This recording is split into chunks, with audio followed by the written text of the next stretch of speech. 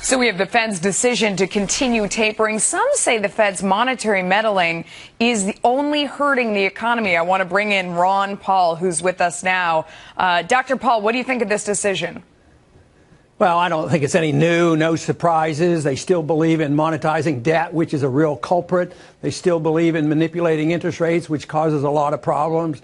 They still have this fiction believing that purposely devaluing the currency and debasing the currency at a certain rate is good. I think it's wrong morally and just not good for the economy. But they're arguing the case that inflation, they're eager for an inflation that is in prices of 2% a year, but now they can average it out. So if it's 4 and 2, this is so far removed from a market economy and sound monetary policy that it's just is just an endorsement of the status quo. Then they wonder why things don't improve. But I don't think there was anything new there. It just shows that they want to have this power. It shows that they're kind of staying on the same path. We had former Dallas Fed Vice President Jerry O'Driscoll saying that he thinks that there's no good exit strategy. And this is, from somebody who knows the inside of the policy.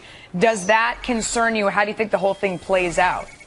Well, no, they don't. They're not going to have an exit strategy because it would be painful. When there is a correction, there's pain. Politicians and everybody's a politician in Washington, including the Federal Reserve. So nobody welcomes a correction. But a correction might be what is necessary. So no, there's no easy way out. So there will be the perpetual undermining of the value of the dollar, and ultimately it will be rejected. It is now hinted. When you look at what Russia's doing with their dollars, and why they're removing them from the holdings of the Fed, and what China is doing and buying less. One day that's going to get out of control. So all this will be just fluff talk.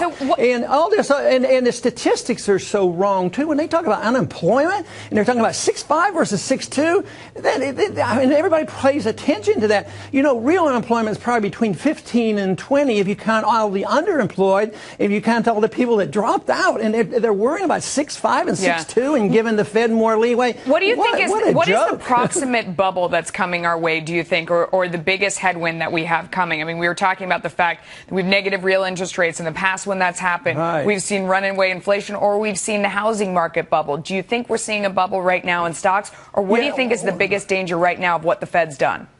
Well, a policy like this brings about a lot of bubbles. The whole economy is distorted. So there is the housing bubble to be concerned about again. And you look at the stocks; they're back up, probably higher than they should be. But I think it's the bond bubble. I think it's been persistent. It's been there since the 1980s, and it just cannot go on forever. Otherwise, they have defied all economic wisdom and all laws, and they just can't do that. So it will end, and that will be related to the dollar. When the dollar is rejected, the interest rates are going up. That's why international events are very important. What do you think?